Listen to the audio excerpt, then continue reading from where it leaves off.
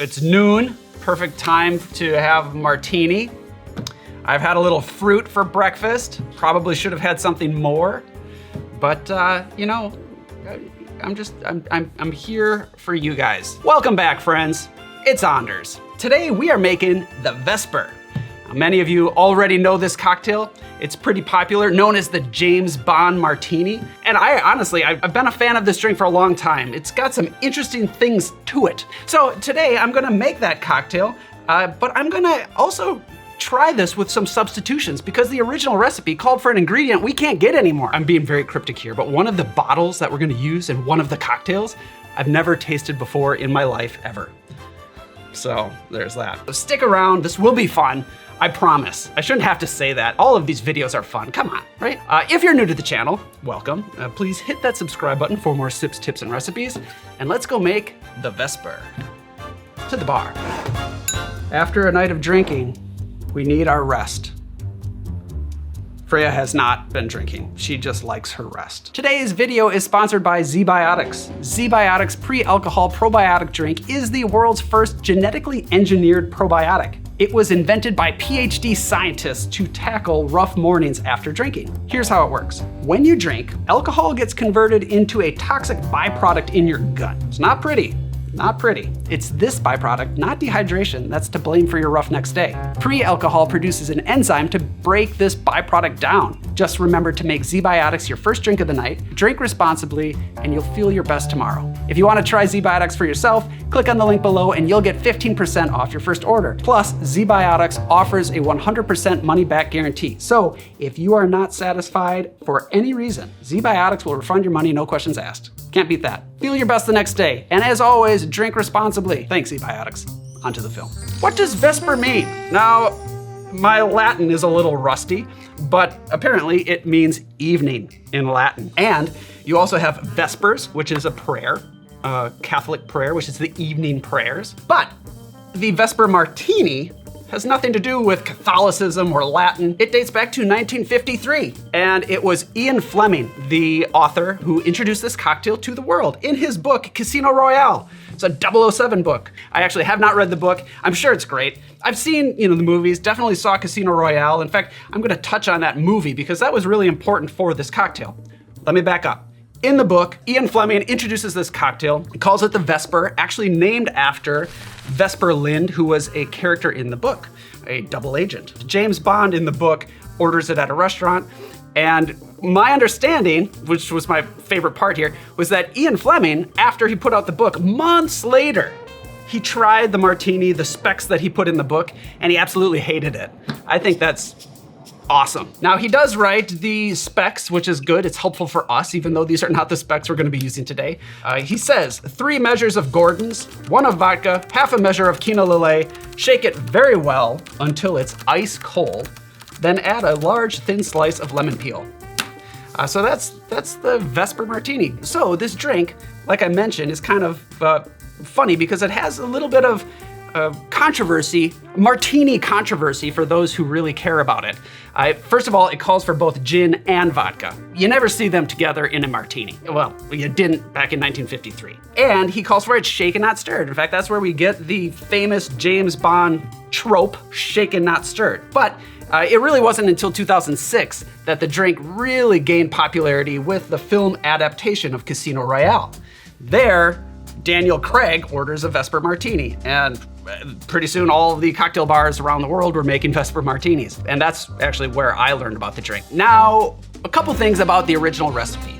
First of all, Gordon's gin is different now than it was back then. They've since lowered the proof. I still think that it's a good, affordable gin, but it's not what we're gonna be using today. And then vodka. Vodka is vodka.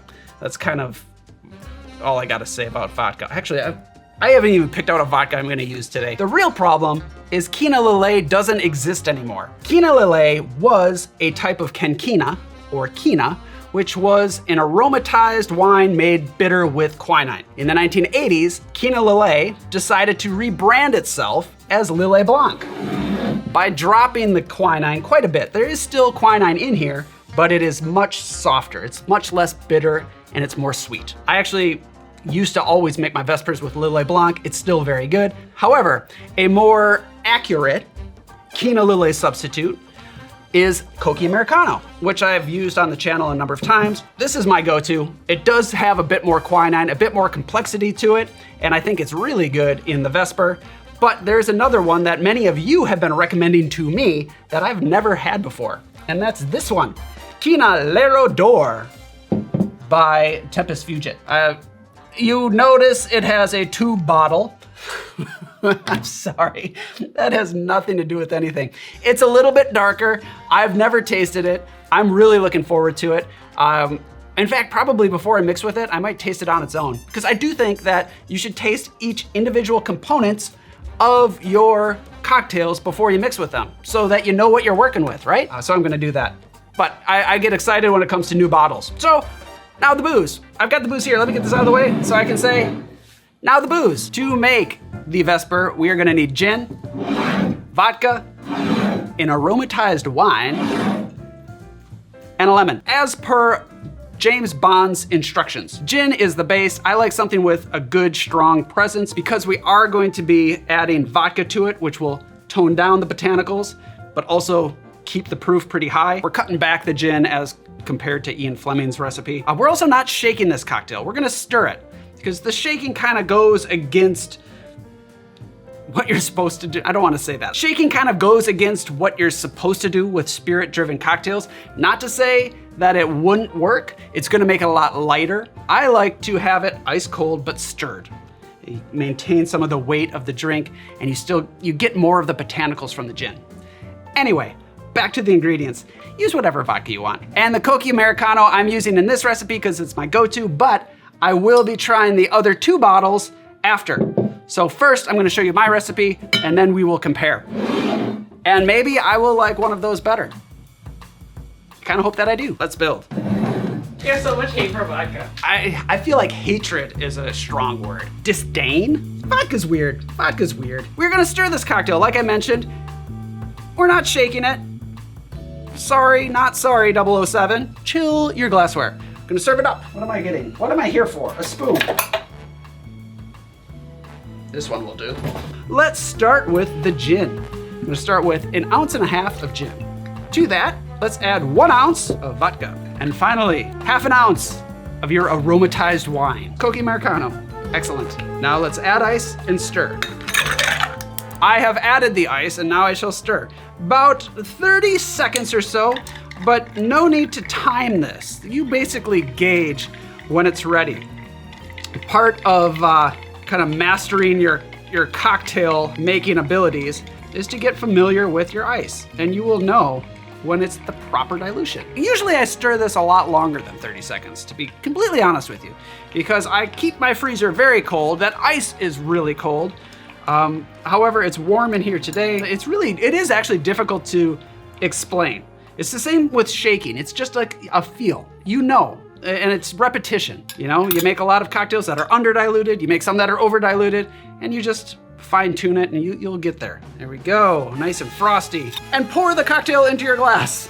At this point, let's do it. I like whistling when I pour my drink sometimes.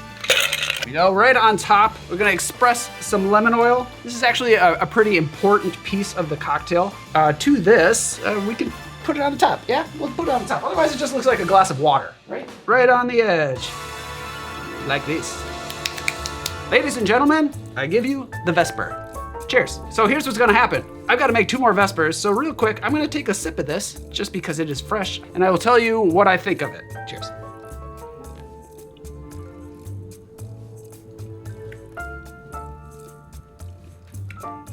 It's really, really nice. 2 thumbs up. It's clean, it's bright. You know you're drinking booze. There's a little warmth there at the end, a little burn. Not in a bad way, it's not too hot. You don't notice the vodka, but you do get some botanicals from the gin, and then a little soft bitterness from the Cocchi Americano.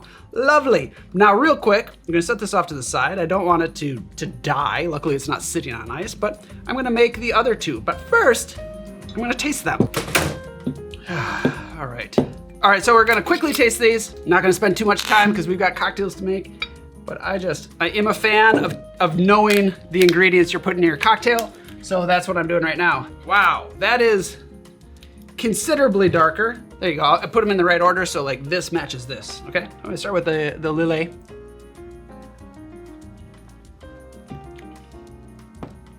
Yeah, you know, I really do like Lillet actually. That on the rocks with a wedge of orange, I'm happy. It's more sweet than bitter, I would say. Now the Cocchi Americano. It's richer. It's got a nice balance of bitter and sweetness. Really good. That's my go-to. Now the one that I've never had before. The Kina Lillet. I think it has to do with aviation. Oh, well, it's a very, very pretty, it's kind of floral. Here we go, cheers.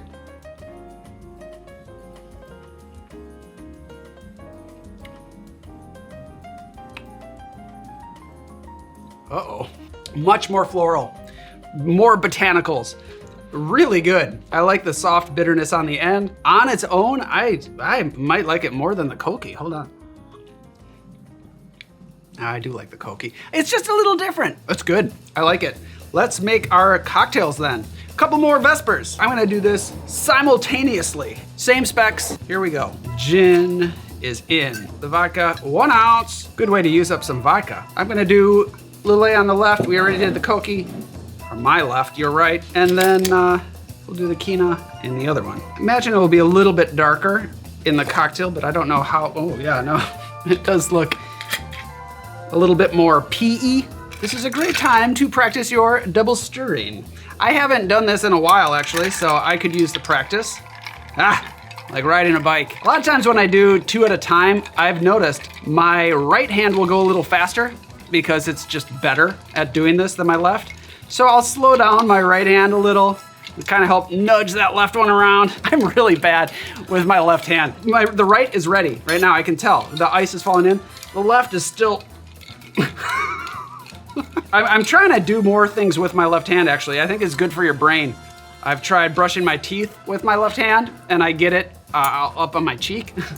But I'm learning. I'm really, you know, I'm trying. Set these off to the side, grab our chilled glassware. There we go. We're going to impress the audience, you guys, by pouring both at the same time. Of course, I'm gonna do the lemon across the top.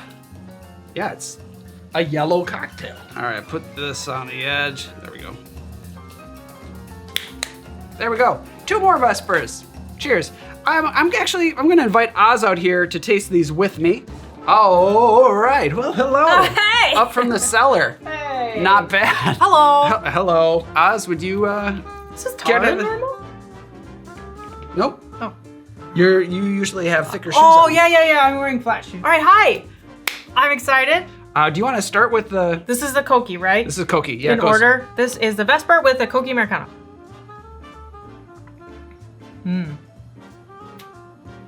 It's good. And I'm not even a martini gal. I really like Cocchi Americano. Just FYI though. Yeah, Oz does like to just drink it on its own. Yeah, I do. No, that's a favorite pastime of hers. Pastime. I'm gonna have another sip. Good. Clean. Clean. Easy drinking. Yeah. Yeah. It's good. A nice summer martini. On to the Lillet. Ooh, Lillet Blanc. Lillet Blanc. Lillet Blanc. Yeah. Smells lemony. Oh. Different. So it's been years. Like I'm saying, it's probably been 8 years since I've had this. And I remember really liking it. So I'm really looking forward to trying this actually. Okay, because, I'll hold my thoughts until after you try it.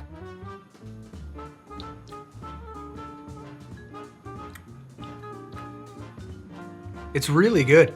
It's light. I could almost use a little bit more Lillet Blanc in there, I think. It has like a brininess to me. Yes, I was gonna say, to me it tastes savorier than the Cocchi Americano. How exciting. But honestly, if I were to go in and order a Vesper and they made it with Lillet Blanc, I would not complain. I think it's equally nice, but it's a different flavor profile. You wouldn't get angry? You wouldn't flip the table? No, I would. Right. I would be miffed, but I wouldn't be angry. I wouldn't even be miffed. Okay. All right, on to the Tempus Fugit Kina Lillet. All right, we will try it. It does have a urine Right? look to it. I was gonna say, this actually makes me wanna make an Alaska cocktail, which we haven't done yet, but That's not what I thought you were down gonna the say. road maybe. All right, cool. Cheers. Oh, whoa. Yeah? Wow. Oh. Full flavored. That's all I'll say. Go ahead, try it. Now I am stoked.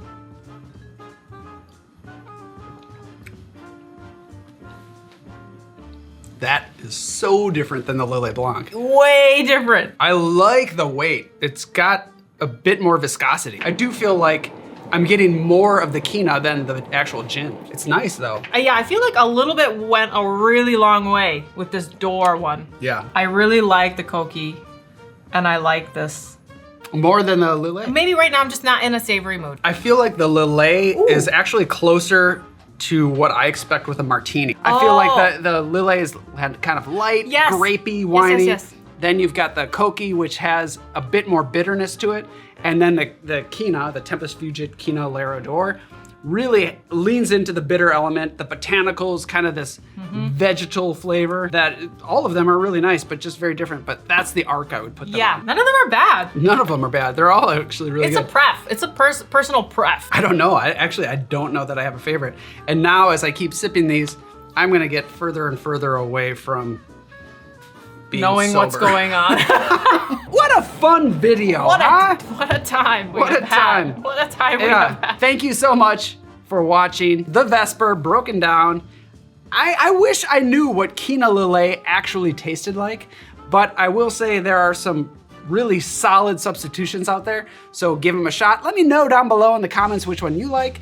Thank you so much for watching. As always, thank you ZBiotics for sponsoring.